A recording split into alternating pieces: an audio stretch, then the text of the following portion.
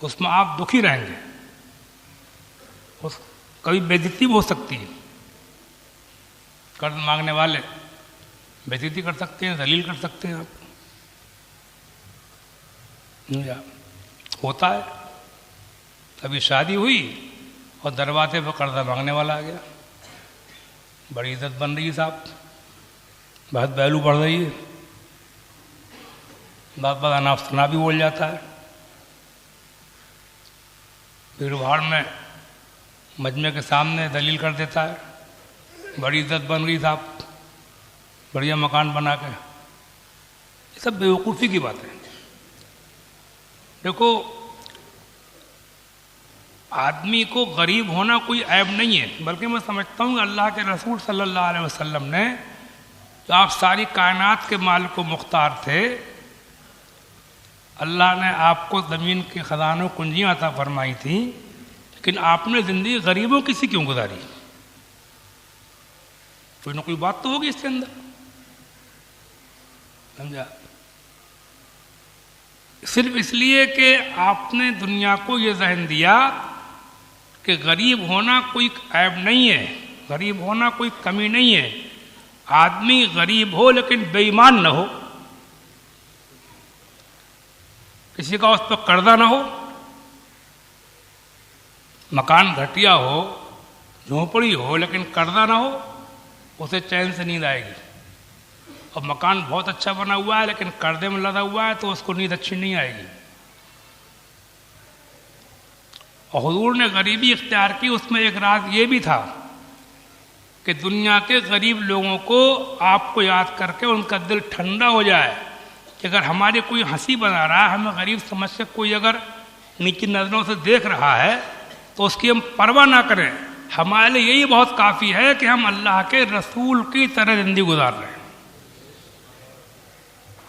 یہ پرواہ نہ کریں ہم کہ کون ہمیں کیا کہہ رہا ہے، کس نے، اور گری نظروں سے دیکھنے والے یہ سب جاہل بیوقوف ہوتے ہیں، انہیں کہنے میں کیا جانا۔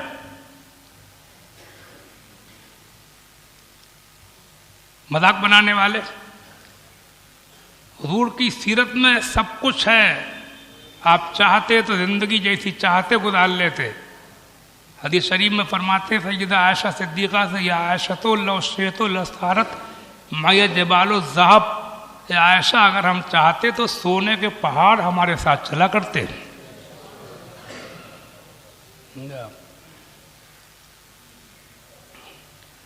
پھر بھی آپ کا رہنا سہنا، کھانا پینا، گھر مکان سب غریبوں جیسا۔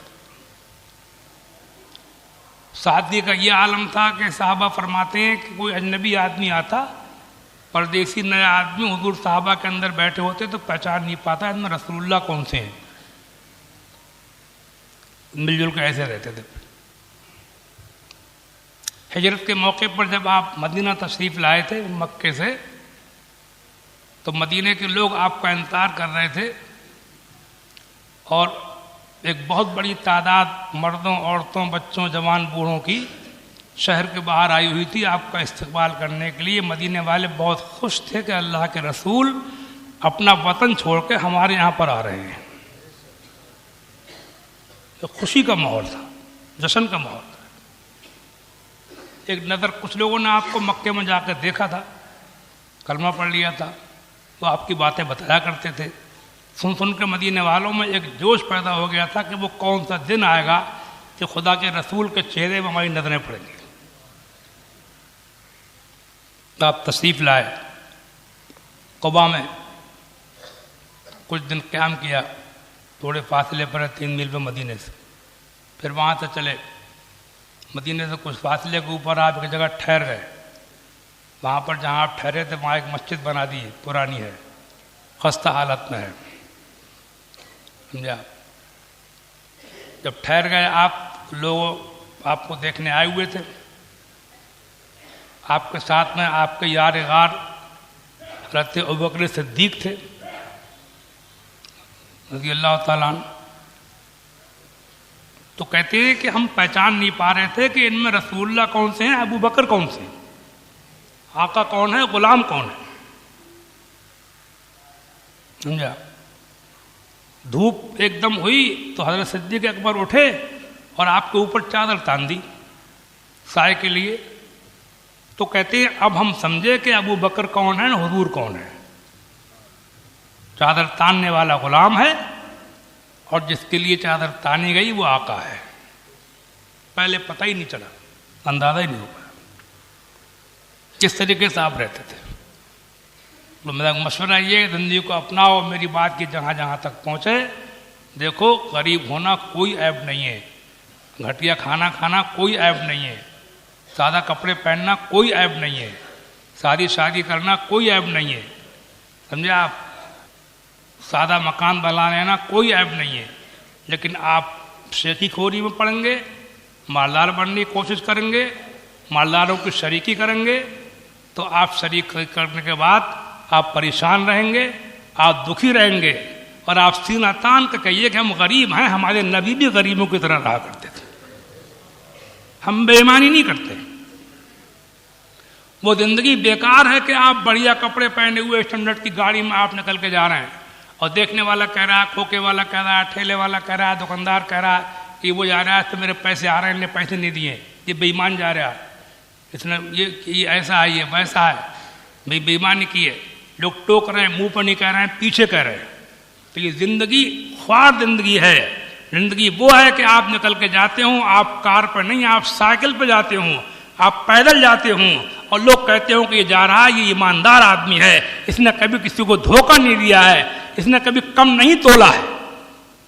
اس نے کبھی کم نہیں تولا ہے، اس نے کبھی ہیرا پھیری نہیں کی ہے، کہ کسی ادھار لیتا ہے تو جلدی جلدی دے دیتا ہے،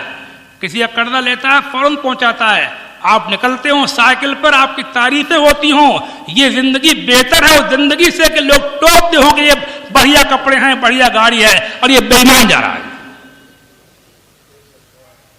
سمجھا؟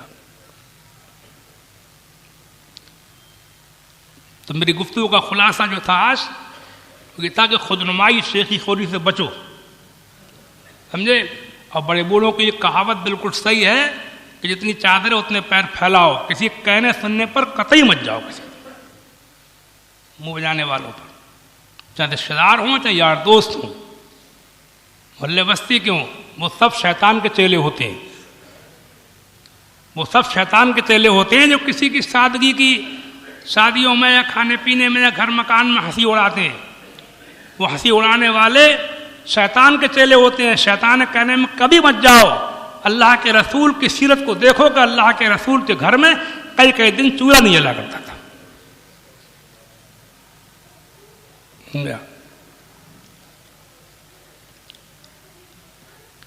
کتنی دور ہو گئے ہم اللہ کے رسول صلی اللہ علیہ وسلم۔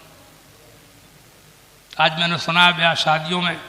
کمپٹیشن ہو رہے ہیں کھانوں کے، کتنے آئٹم اتنے آئٹم ہے، آئٹم پر آئٹم مقابلہ ہو رہا ہے۔ اور حدیث شریف میں لکھا ہوا ہے کہ اللہ کے رسول کے دسترخوان پر کبھی دو طرح کے سالن جمع نہ ہوئے، یعنی آپ اس چیز کو اہمیت دے رہے ہیں تو حضور کی مرضی کے خلاف ہے، سمجھا؟ اس میں اپنی ویلو سمجھ رہے ہیں، عزت سمجھ رہے ہیں۔ آپ عزت اللہ دینے والا ہے۔ اور بیاہ شادیوں میں خاص طور سے یہ لڑکیوں والوں کو میں نے سنا ہے، جب کوئی غریب کوئی لڑکا سمجھے آپ کہہ بھی دے کہ ہم بغیر خرچے کے شادی کریں گے، ہم کچھ نہیں لیں گے، بارات لے کے نہیں جائیں گے، تو یہ کرنے کو تیار نہیں ہے۔ ہماری شان گھٹ جائے گی، ہماری ویلو گھٹ جائے گی، ہماری عزت کم ہو جائے گی، لوگ کیا کہیں گے، لوگ کیا کہیں گے، لوگ کیا کہیں گے۔ اس لوگ کیا کہیں گے اس چکر میں آدمی مارا جا رہا ہے۔ لوگ کیا کہیں گے، ابے یہ مت دیکھ لوگ کیا کہیں گے، یہ دیکھ کے اللہ رسول کیا کہیں گے، سمجھا؟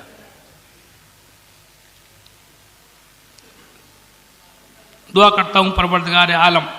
ہم آپ سب کو خود نمائی شیخی خوری سے محفوظ فرمائے، اور قرضے لے لے کے ادھار لے لے کے شان شیخی دکھانا، مکانات بنانا اور شادیاں کرنا اس سے محفوظ فرمائے۔ ایک دوسرے کو نبھاؤ، غریبوں کو نبھاؤ، اور شادیاں ہلکی کرو، سمجھے آپ، ہلکی کرو۔ مجھے کہتے کہتے زمانہ ہو گیا لیکن سننے کو تیار نہیں، مگر میں بھی کہتا رہوں گا، میں کیونکہ میری تقریر کا مقصد یہ ہوتا ہے کہ میں پتہ نہیں کب مر جاؤں، تو میں سوچتا ہوں جو بات ہے بتا دوں، اور یہ بتا دوں گا آپ کو کہ یہ بھی سن لو کہ یہ جو ویلو بنانے کے چکر میں پڑے تھے، کہ بہت صاحب تھوڑی دیر کے لیے سپاری سوٹ پہن کے شادی میں صاحب بڑا بھاری کھانا دیا, بڑا بھاری, یہ سب بھاری پن نکل رہا ہے, دھیرے دھیرے نکلنے کا نمبر آ گیا اس کے, اب دن بدل رہے ہیں. ہاں ان بلڈنگوں کی اوقات گر رہی ہے, تب پتا ہے آپ کو کیا ہو رہا ہے اس وقت, کتنی ویلو بن گئی مسلمانوں کی, سمجھے آپ کیا حال ہو کر رہ گیا. اپنے منہ میں مٹو بن لی آپس میں بیٹھ کے ذرا دیر کے لیے, اوپر سے کیا حالات چل رہے ہیں کون نہیں جانتا ہے. اللہ تعالیٰ میری قوم پر رحم فرمائے اور ہم آپ سب کو خودنمائی وغیرہ سے محفوظ فرمائے, اپنے نبی پاک صلی اللہ علیہ وسلم کے سیرت پاک کو اپنانے کی توفیق عطا فرمائے. السلام علیکم.